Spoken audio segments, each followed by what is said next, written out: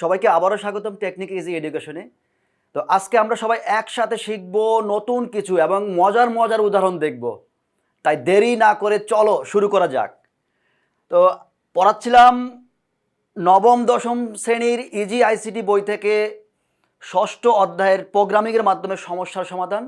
তো আজকের এই পর্বে বেসিক কনসেপ্ট থেকে পাইথন প্রোগ্রাম সম্পর্কে তোমাদেরকে একটু গুরুত্বপূর্ণ তথ্য দিব। তো দেখো, এই পাইথন প্রোগ্রাম আমরা আগেই জেনেছি। পাইথন প্রোগ্রাম গত পর্বে আমরা জেনেছিলাম অনেকগুলো প্রোগ্রামিং ভাষা। তো গত পর্বে জেনেছিলাম প্রোগ্রামিং ভাষাগুলো কিভাবে কম্পিউটারে আমরা কোডিং করব, সেগুলো জেনেছিলাম।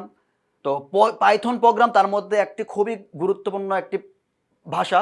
তো এর মাধ্যমে আমরা খুব সহজেই আমরা এর ইগুলো আমরা কাজ করতে পারি, মানে আমাদের প্রোগ্রামিংগুলো করতে পারি। তো পাইথন প্রোগ্রামে দেখো, যারা নতুন একেবারে ফ্রেশার, যারা প্রোগ্রামিং শিখতে চাও, কোডিং শিখতে চাও, তাদের জন্য এই পাইথন প্রোগ্রামটা খুবই একটা দুর্দান্ত সূচনা হতে পারে। প্রোগ্রামিং যারা শিখতে চাও, যারা শিখতে চায়, তাদের জন্য পাইথন একটি দুর্দান্ত সূচনা হতে পারে। হ্যাঁ, তো এটা কি সহজে শেখার জন্য পাইথন বেশ মজার একটি প্রোগ্রামিং ভাষা। হ্যাঁ, পাইথন খুবই মজার একটি প্রোগ্রামিং ভাষা, যারা সহজে শিখতে চাও, কোনো প্যারা নিতে চাও না। তো এই পাইথন প্রোগ্রামিংটা হলো শিক্ষানবিশ বান্ধব এবং এতে রয়েছে সাধারণ সিনট্যাক্স রয়েছে। প্রত্যেকটি প্রোগ্রামিং ভাষার সিনট্যাক্সগুলো একেবারে ইউনিক থাকে, কোনোটার সাথে কোনোটা মিলবে না। এই সিনট্যাক্সটা হলো একটা কোড। সিনট্যাক্সটা হলো প্রোগ্রামিংকে একটা নির্দিষ্ট নিয়ম নীতি প্রদান করে। তো এই সিনট্যাক্স কী করে? সিনট্যাক্স করে হলো আমাদের এই প্রোগ্রামিং ভাষার মধ্যে যে ভেরিয়েবল আছে, তারপর এই ভেরিয়েবল, কমান্ড, এগুলো সঠিকভাবে কি করে, এগুলো সাজিয়ে ফেলে এই সিনট্যাক্স। তো এই পাইথনের প্রোগ্রামের মধ্যে সিনট্যাক্সটা খুবই সুন্দরভাবে রয়েছে, সাধারণভাবে রয়েছে, যা সহজেই বুঝতে পারবা। এটি ওয়েব ডেভেলপমেন্ট, ডেটা সায়েন্স, অটোমেশনের মতো ক্ষেত্রসমূহে ব্যাপকভাবে ব্যবহৃত হচ্ছে।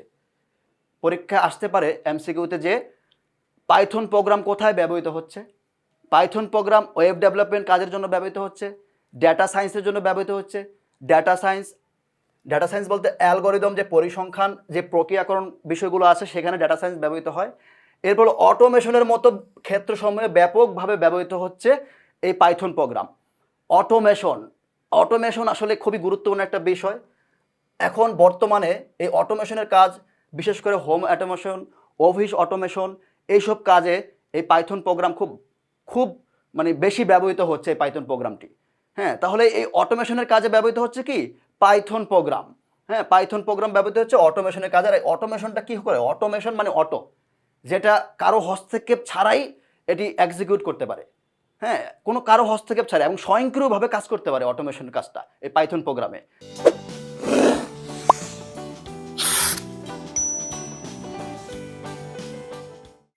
তো এখন আমরা এত কিছু জানলাম পাইথন প্রোগ্রাম সম্পর্কে, আমাদের জানা উচিত না যে এই পাইথন ভাষাটা আমরা কিভাবে শিখব।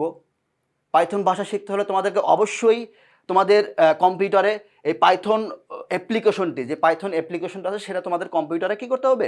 ডাউনলোড দিয়ে সেট দিতে হবে। ওকে, তো দেখো এখন পাইথন অ্যাপ্লিকেশনটি ডাউনলোড করে আমাদের কম্পিউটার কী করতে হবে? ইনস্টল করতে হবে। আগে ডাউনলোড দিব, এরপর ইনস্টল করবো। এখন ডাউনলোড লিঙ্ক কোথায় পাবো? এই যে ডাউনলোড লিঙ্কটা এখানে দেওয়া আছে। হ্যাঁ, এই ডাউনলোড লিঙ্ক থেকে আমরা পাইথন প্রোগ্রামটি নামিয়ে নিব, ডাউনলোড করে নিব। ডাউনলোড করার পর কী করব? ইনস্টল করে নেব, অ্যাপ্লিকেশনটি ইনস্টল করে নিব। এরপর ধাপে ধাপে আমরা দেখতে পাবো যে এরপর মেসেজ দেখাবো যে আমাদের সেট আপটা ফাইনাল হয়ে গিয়েছে। সেট আপটা কি একেবারে সফল হয়ে গিয়েছে। সেট আপ যখন সফল হবে তখন আমরা কি বুঝতে পারবো? যে পাইথন কম্পিউটার আমাদের কম্পিউটারের সাথে কী হয়েছে? যুক্ত হয়ে গিয়েছে। তো এক্ষেত্রে দেখো, আমরা এই পাইথন কম্পিউটারে যুক্ত হলো, এতে কি আমাদের কাজ শেষ? না। পাইথনকে এক্সিকিউট করার জন্য, পাইথনকে আমাদের নির্দেশনা অনুযায়ী কোডিং করার জন্য, কাজ করানোর জন্য আমাদের কি দরকার? আরেকটি সফটওয়্যার দরকার এই পাইথন প্রোগ্রামে। সেই সফটওয়্যারটির নাম হলো থনি সফটওয়্যার। এই থনি সফটওয়্যারটি আমরা কি করব? থনি সফটওয়্যারটি নামিয়ে নিব। তবে এই থনি সফটওয়্যারটি শুধু এই পাইথনের জন্য কি ওপেন সোর্স, একটা ওপেন সোর্স অ্যাপ্লিকেশন সফটওয়্যার। এই সফটওয়্যারটি ওপেন সোর্স মানে বিনামূল্যে পাচ্ছ তোমরা এটা। হ্যাঁ, নতুনদের জন্য এই থনি সফটওয়্যারটা খুবই সহজ এবং গুরুত্বপূর্ণ একটি থনি সফটওয়্যার। তো দেখো, তো এই থনি সফটওয়্যারটা আমরা নামিয়ে নিব, আমাদের কম্পিউটারে ইনস্টল করে ফেলবো। তো এখন এই থনি সফটওয়্যারটি চালু করে আমরা কি দেখতে পাবো, লেটস গো বাটন দেখতে পাবো। ওই লেটস গো বাটনটা কি করবো, ক্লিক করে দেবো। লেটস গো বাটনটা ক্লিক করতে হবে। লেটস গো বাটন ক্লিক করলেই উইন্ডোতে থাকা কিছু গুরুত্বপূর্ণ আমরা তথ্য দেখতে পাবো, সেগুলো আমরা বুঝে নিতে হবে, নোট করে ফেলতে হবে। যেহেতু আমরা কোডিং শিখবো, প্রোগ্রামিং শিখবো, সেক্ষেত্রে অবশ্যই কি এই থনির সফটওয়্যারের যেই আমরা উইন্ডোতে যে কিছু গুরুত্বপূর্ণ ইনফরমেশন পাবো সেগুলো আমরা কি শিখে ফেলবো। এরপর দেখো একটি প্রোগ্রাম লিখতে হবে। আমরা পাইথন সফটওয়্যার দিয়ে আমরা কম্পিউটারে আমরা কি করলাম, ডাউনলোড দিয়ে ইনস্টল করলাম। এরপর এইটাকে কাজ করার জন্য আমরা কি থনি সফটওয়্যার নামালাম। এরপর আমাদের কি এই প্রোগ্রামে আমাদের কাজ করতে হবে না, অবশ্যই কাজ করতে হবে। প্রোগ্রামে যদি আমরা কিছু লিখতে চাই তো কীভাবে লিখবো, প্রোগ্রামে লিখতে হবে যার কাজ হবে আউটপুট হিসেবে হেলো ওয়ার্ল্ড। আমি যে কোনো হেলো হাই কোনো কিছু আমি লিখবো, এটা আউটপুট হিসেবে কী হয় সেটা আমাদের দেখতে হবে, হ্যাঁ জানতে হবে। তো আউটপুট হিসেবে কোনো কিছু প্রিন্ট করতে হলে আউটপুট হিসেবে ব্যবহার করতে হবে এই যে প্রিন্ট এটা ব্যবহার করতে হবে। এটা হলো প্রিন্ট, এটা হলো একটা প্রিডিফাইন্ড ফাংশন, পাইথনের প্রিডিফাইন্ড ফাংশন। হ্যাঁ, এর মধ্যে আমরা লিখলে সেটা আমাদের কি কম্পিউটার ডিসপ্লেতে কি করবে, এটা প্রদর্শন করবে, মানে পাইথন প্রোগ্রামে আমরা সেটা কি দেখতে পাবো। এটা আউটপুট দিবে যে টেক্সট প্রিন্ট করতে চাই সেটা প্রিন্ট এর ভিতরে সিঙ্গেল কোটেশনে দিতে পাবো, সিঙ্গেল কোটেশনে থাকতে হবে। হ্যাঁ, যেটা লিখবো আমরা হেলো ওয়ার্ল্ড লিখি, হাই লিখি, যাই লিখি না কেন, আমরা যেটা আমরা কম্পিউটারকে এক্সিকিউট করবো সেটা আমরা লিখবো। হ্যাঁ, অবশ্যই এই সিঙ্গেল কোটেশনের মধ্যে থাকতে হবে সেটা। তারপর লিখতে হবে। আচ্ছা, এখন কোড লিখে রান বাটনে ক্লিক করলে আউটপুট হিসেবে প্রদর্শিত হবে।